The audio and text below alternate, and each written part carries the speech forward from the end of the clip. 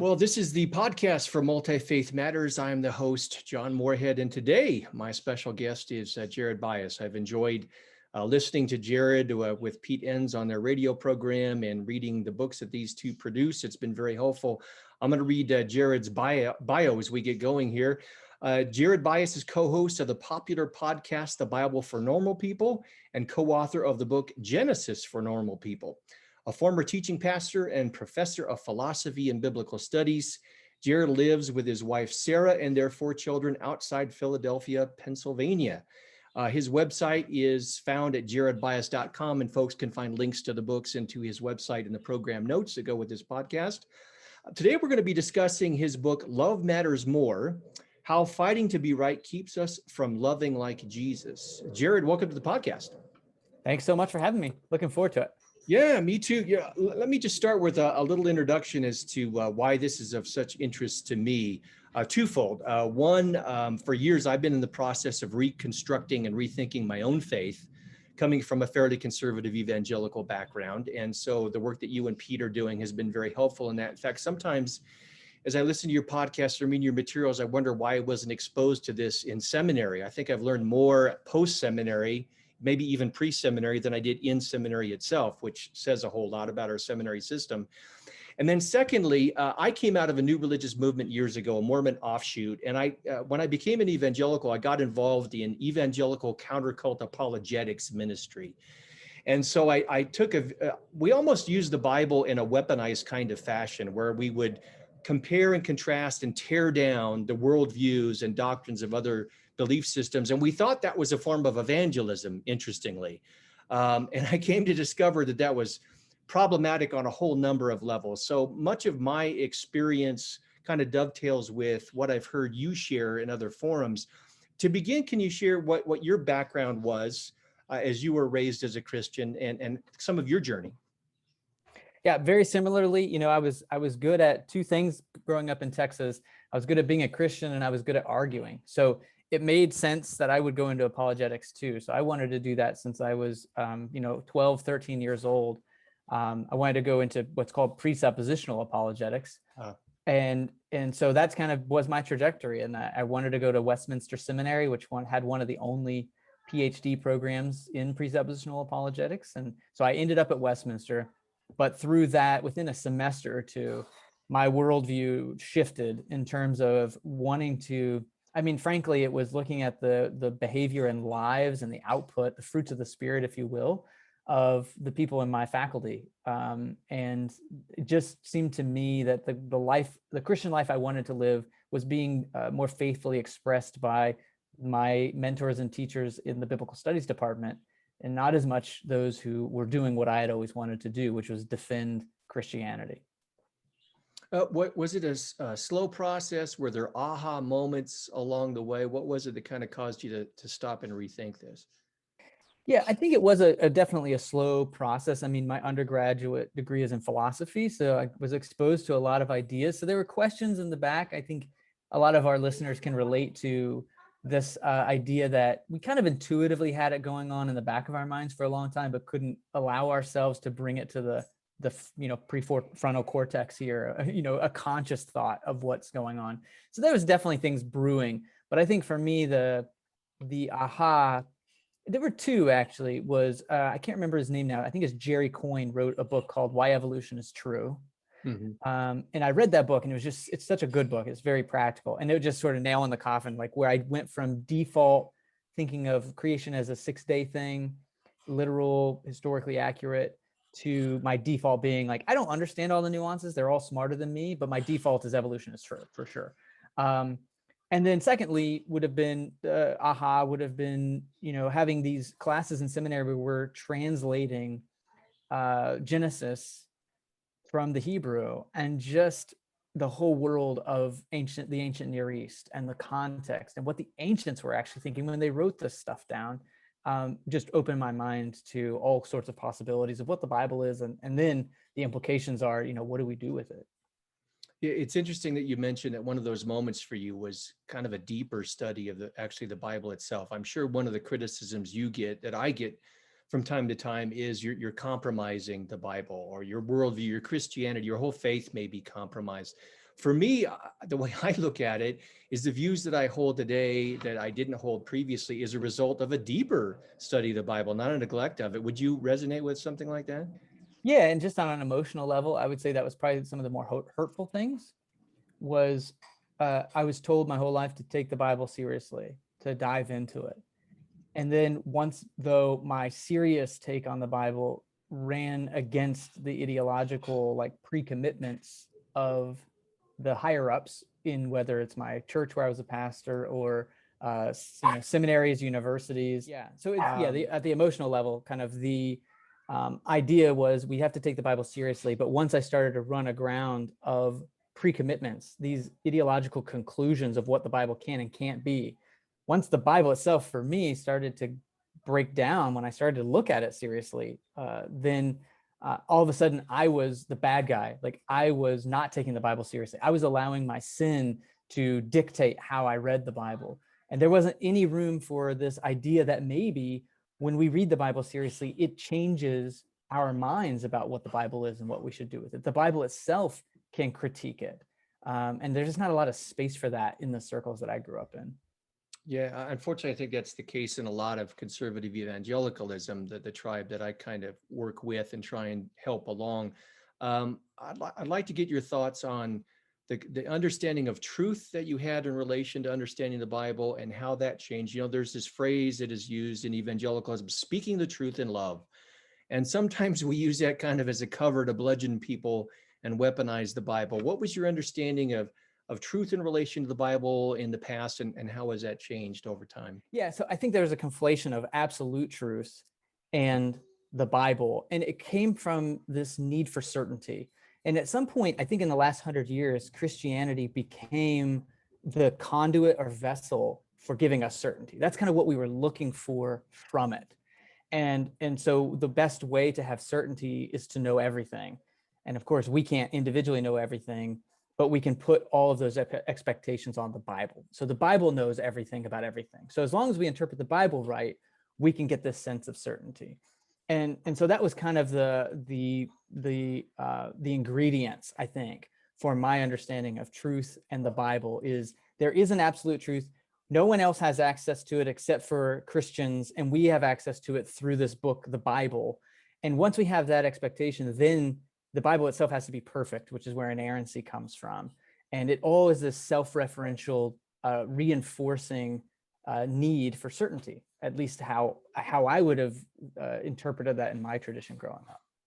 Yeah, it's kind of interesting that you mentioned certainty there. I remember some titles from apologetics books that I read when I was younger in my faith. Faith founded on fact, and evidence that demands a verdict, you know, those kinds of things. And I'm not opposed to evidence, and I'm not opposed to facts, but at the same time, it seems like there should be greater space for humility, for recognizing what we don't know as well as what we think we know. How did that change for you? How did you go from someone so interested in apologetics and certainty, and now you've created a space where it sounds like you're willing to live with that ambiguity? Well, I mean, some of it was hurting people, to be honest. That was my experience, was recognizing that when my ultimate aim within Christianity was to be right, I was burning bridges.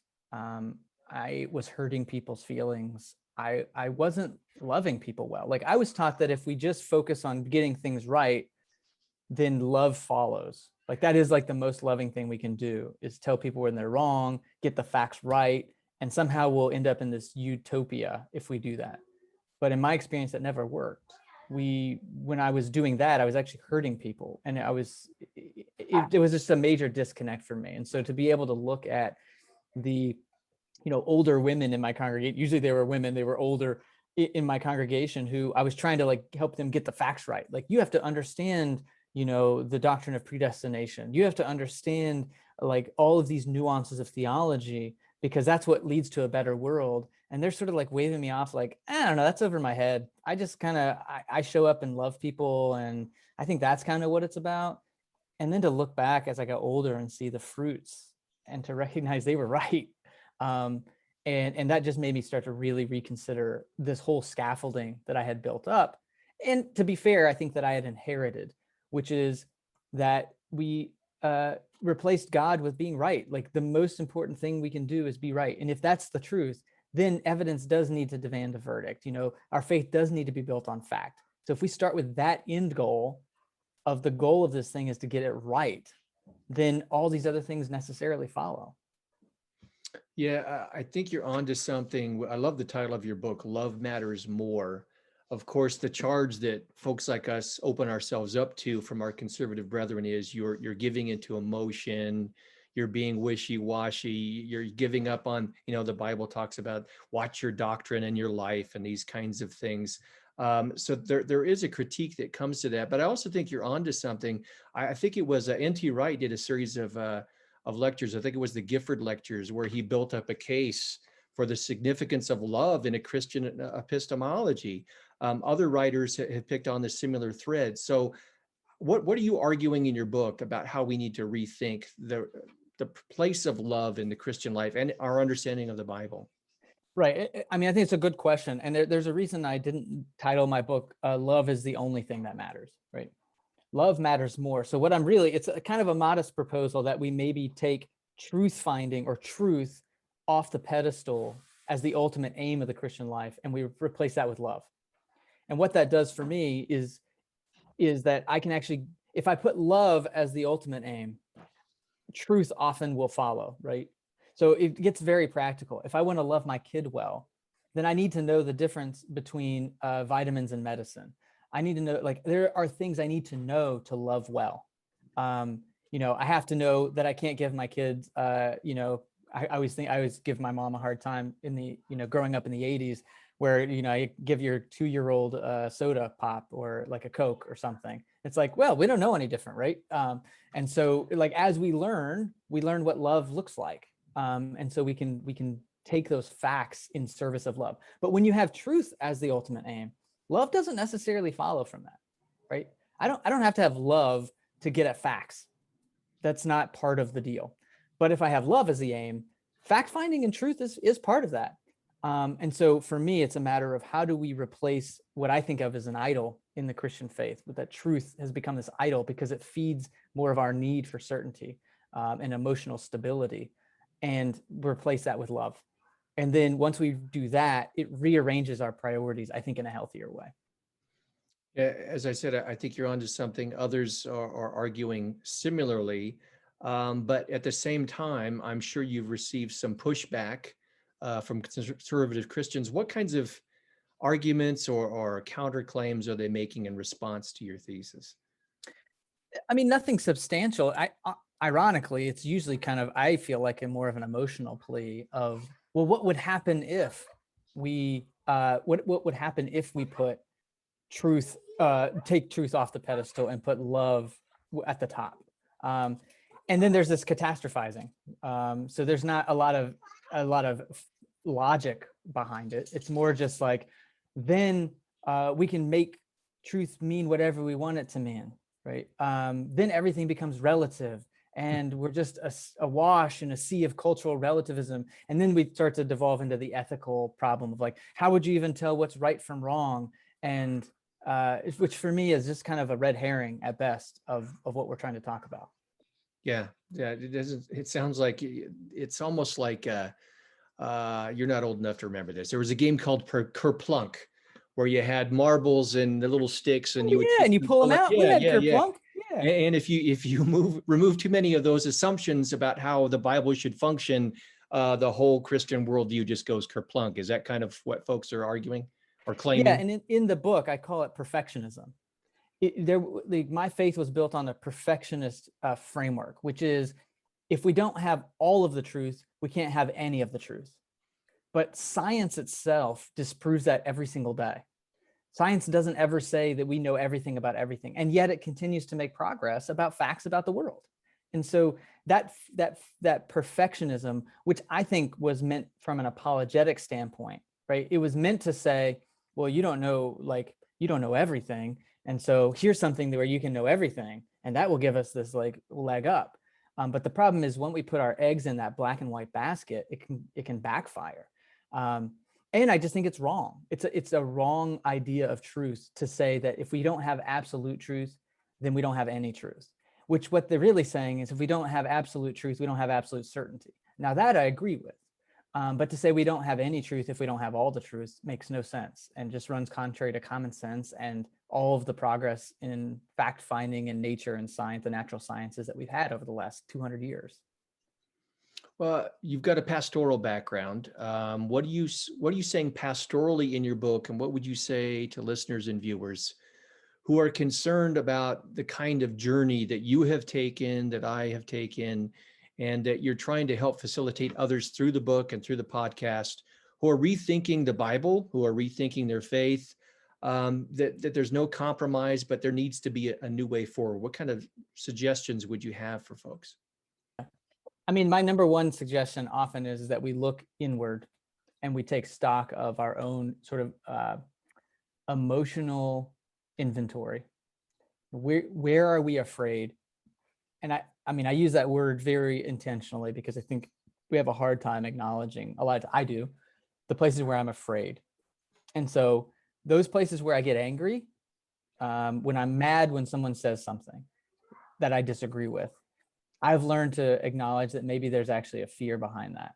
And I want to dig deep into what that is. So taking stock of that emotional inventory is really important, I think, because otherwise we can deceive ourselves into thinking that our motives are, quote, pure, or they're unemotional, that it's just just telling it like it is usually the phrase we use. Well, I'm just telling it like it is. When someone says that, they're usually not just telling it like it is. Usually there's emotional baggage behind that. There's a story, there's a context, there's a framework. So doing that work first and foremost for ourselves of understanding our own background, our own framework, our own context. What's all the baggage we're bringing to the Bible, to our faith? And then when we can do that, we can maybe start to see things a little more clearly in terms of what our next steps might be. Yeah, I resonate strongly with that. I did a couple of grant research projects looking at why conservative Christians approach other religions in certain theological frameworks, usually negative ones. And we brought social psychology into conversation with theology. And I came away from that with the idea, I really think that much of our theologizing is post hoc. That is, we're not going to the text objectively and drawing from it. We're bringing, as you say, our baggage, our psychology, our experiences, our fears. And then we happen to find verses that we construct something that resonates with basically our assumptions we brought to the text before. Do you think a similar dynamic is going on in other areas of the Christian life? Oh, for sure. I think in general, we talk a lot about Richard Rohr and his idea and understanding that he kind of calls it the tricycle of faith, right? So the thing that drives our faith forward. He says the front wheel's experience. And until we can acknowledge that within these more conservative circles, we're going to continue to, delude ourselves into thinking something's true that's not. That we do lead by experience. Our faith and our theology is led through that by experience. So what that means for me is, you talked about those steps. It's kind of counterintuitive because I was taught that if I just read the Bible as it is and have the plain reading of Scripture, that's going to shape my theology and my context. But it's more complicated than that. In some ways, whenever we change our theological assumptions, then that changes how we read our Bible. And so sometimes it's like going to therapy might be the best thing for you in terms of how you read your Bible, because it changes the baggage. It changes those assumptions and contexts that we're bringing to the text, or at least making us aware of them. And I think that's, for me, thinking about how do we, I was taught we don't need social psychology. We don't need the sciences. We just need the Bible. And then through the Bible, we can interpret all those other things. And I just think we are so anemic on the way the world actually works because we put on the Bible this load that it was never meant to carry. It was never meant to answer all those questions. And so I think we need to do a better job as the church of educating ourselves on the principles of psychology and sociology and economics and finance and politics, and let those then start to shape how we read our Bible. Yeah, I appreciate that too. One final question for you that, again, in the context of love requires relationships. And I think many times conservative Christians tend to do their faith in the abstract. It's about, I love the text and I love God. And by presenting doctrine and throwing an evangelistic invitation to others or at others, somehow I'm loving them. I think that needs to be rethought. How can we grab onto love as an important part of understanding the Bible, loving God, and also maybe transforming the way in which we relate to others as we bring the biblical text to life in the spiritual lives that we lead? Well, I mean, I just think biblically we have to think of, First John. I think it's First John chapter 4. It says, if a person says, I love God, but hates their brother, he's a liar. And so there's something there, for the person who doesn't love his brother who he's seen, how can he say love God who he hasn't seen? And so I just think even in the Bible, John's great at this. I mean, I just think if we read more John, or tried to at least try to figure out how John's theology interacts with Paul's, I think we could come away with some interesting conclusions. So I think for me, it's a theological pre-commitment. For me, I take that verse very seriously. So I don't talk much about loving God outside of the context of loving our neighbor. It's very practical for me, because how can I love God if I'm not loving the people around me? And to even get more personal for me, being a pastor, I was really struck by Kierkegaard writes this in his book, Works of Love, where he says, make sure you remember that your wife is first your neighbor. And at first that seemed so unsettling. Like, I was like, what do you mean my wife is first my neighbor? But as a pastor, it's so easy to love people in the abstract, meaning it was easy to be present with people who I didn't know that well, because I could have that savior complex. But to love people that I know well, that gets super messy. Like to love my wife who's in my life and in my space all the time, and my kids who are needing me all the time. So I do think it's this shift in saying we can't let ourselves off the hook. It's so easy to love God if loving God doesn't cost us anything practically and relationally. If loving God is having an emotional sentiment toward an abstract idea, and then that emotional sentiment toward an abstract idea gives us permission to treat other people like garbage, or to ignore and neglect the needs of the people around us, I think that's a problem. That's like a major problem. So for me, it's flipping that script and seeing that Christianity isn't about going to heaven when we die, but it's about what Jesus says. I mean, Jesus is pretty clear about this. The greatest commandment is to love God, and the second is like it, love your neighbor as yourself. Everything hangs on those. And so we have to take, I just think if we take the words of Jesus and the words of the New Testament seriously, which is what I try to do in the book, I think we come to the conclusion that love matters more. That's kind of, and by love, we mean practical, everyday, dig in the dirt relationship with your neighbors, literally and figuratively. Well, I appreciate your carving out time in a very busy schedule, doing your own podcast and being on other podcasts. It's a great book, and I appreciate you coming by the podcast to discuss it. Absolutely. Thanks so much, John. My guest today has been Jared Byas. And again, the book we've been discussing today is Love Matters More, How Fighting to Be Right Keeps Us from Loving Like Jesus. And you'll find a link to that book and to Jared's website and the podcast he does with Pete Enns in the podcast notes. I would encourage everyone to read and to listen to the work that he's doing with an open mind, and you might find a fascinating journey as a result. Again, thank you so much for being on the Multi-Faith Matters podcast. I'm the host, John Moorhead. Until the next episode.